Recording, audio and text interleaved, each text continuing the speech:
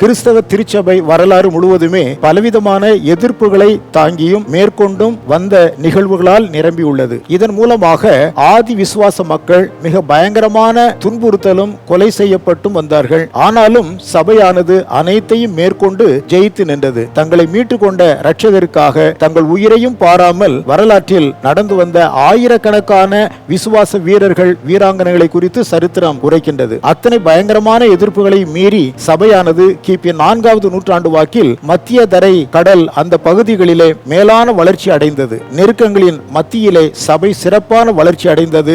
இதையே இரத்த சாட்சிகளின் இரத்தமே சபை வளர்ச்சியின் வித்தாக விளங்கிறது என்று சொல்லப்படுகிறது.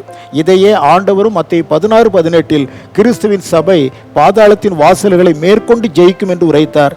நாமும் இந்த காலத்தில் தேவனுடைய நாமத்தை பற்றி கொண்டு அவருக்காக நாம் வளர்ந்து வருகிறோமா என்பதை யோசிக்க வேண்டும்.